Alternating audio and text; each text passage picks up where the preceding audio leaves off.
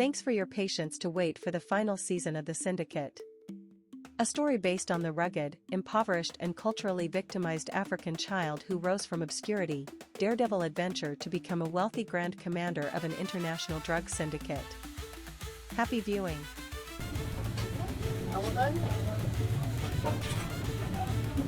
It only cared if you could survive.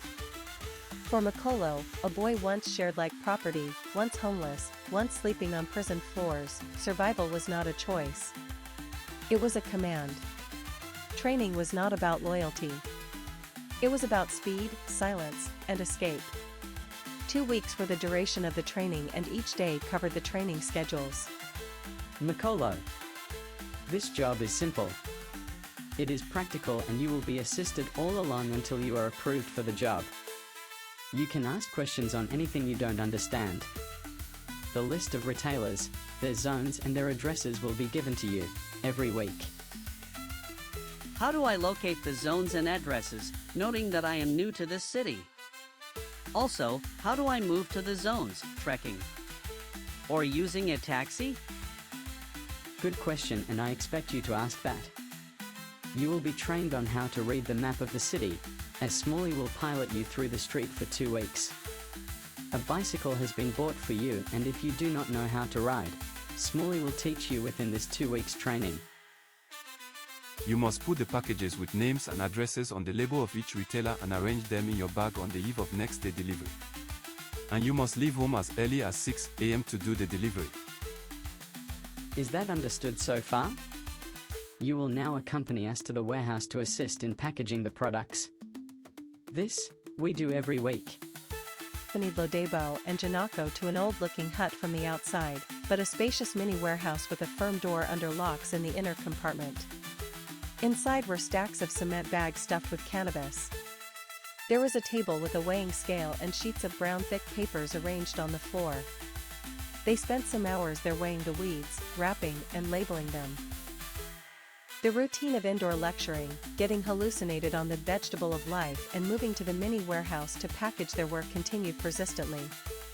In the last week of the training schedule, 3 days were set aside for Smalley to teach Makolo how to ride the bicycle, the distribution mobility, around Bukori City.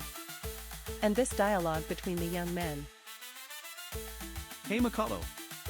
You are the smartest guy I have trained in this business. I cannot believe that you are catching up with everything we have taught you in this business, including riding a bicycle expertly, within a few days. All thanks to God, my friend. I think I got the DNA from my late father. People said he was a black Oyinbo, white man. Makolo learned to ride through gutters, market backs, cemetery paths, and abandoned railway lines. Places police checkpoints never bothered with, and business commenced for Makolo.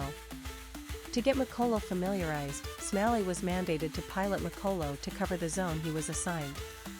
Bukori City became lines in Makolo's head, going to bed with them, throughout the 3 days.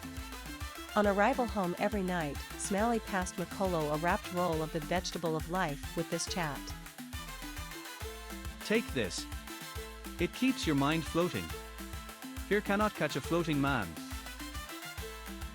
Thanks, friend. This makes the world wonderful. Fascination became Makolo's armor. Reality softened and dangers blurred. Within a few weeks Makolo mastered the route, increased his delivery quota and was making money. In a few months, more retailers were added to his schedule and he made more money. Makolo had to start his delivery as early as 5 a.m. in order to satisfy the retailers he delivered to. And in a chat with one of them. You are early and I like it. Please keep it up. Business does not sleep. A toothless animal gets to the vineyard before others. Deliveries ran 3 times a week. Within weeks, Makolo did not miss turns. Within months, he doubled his quota. Money came fast. From empty pockets to folded stacks of crispy currency. Then came a night and Makolo was driven out of the city to a suburban hall. There, he was blindfolded and led into a gathering. A voice echoed out. To sell wee without protection is suicidal. The government had slammed 10 years imprisonment on dealers and smokers. But Ogbenig promised protection. Ogbenig does not protect cowards. It protects assets. Makolo, the son of Nanovo Akpolaka, stepped forward and kneeled down. Kolo did as was commanded and went through the initiation rituals. With that, Makolo came under protection from the law as court judges, police chiefs, tycoons, and politicians held sway in Ogbenig. Ogbenig was not hidden, it was embedded. And the cult elders chorused during the conclusion of the initiation rituals. 2 years later, an opportunity presented itself. A volunteer was needed to fill the vacant position of intercity distributor with high pay and four-wheel vehicular mobility. Makolo volunteered and was moved to the Syndicate headquarters at Bukori City. There he was given orientation, driving license, and a van. He also had this chat with Chief Oduda Oduda, the Grand Commander of the Syndicate.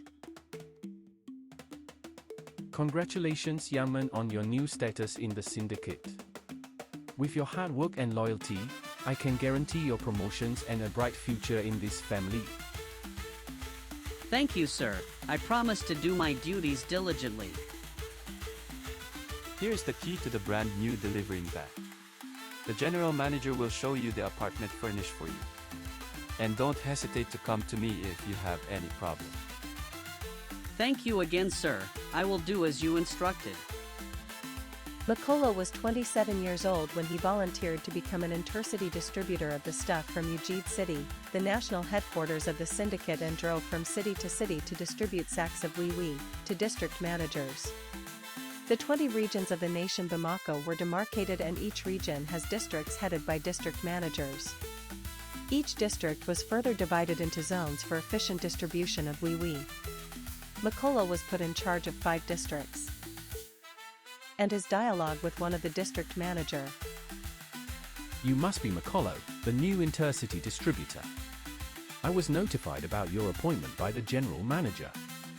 You are welcome to the family. Yes, sir. I am Makolo and I hope to deliver your consignment promptly. 5 years later, Makolo was no longer risking the road hazards, police checkpoints, and constantly away from home. He was promoted to assistant district coordinator under the general manager in the national headquarters. He was made to coordinate the movements of intercity distributors. The Grand Commander, Chief Oduda Oduda, had noticed him. A man whose smile meant promotion, or death. Makolo was summoned into the chief's office, and this chat. You think like a general. And I am promoting you to assist the general manager as the assistant district coordinator. Thank you, sir, or can I call you father? You have been so kind to me. Then followed family friendship. Chief Oduda opened his family doors to Makolo. Love came on the air as Amino Oduda, daughter of the Grand Commander, fell in love with Makolo at first sight. Before the mention of Jack Robinson, marriage was contracted. My sweet love Amino. Will you marry me and be the mother of my unborn children? Yes. Yes.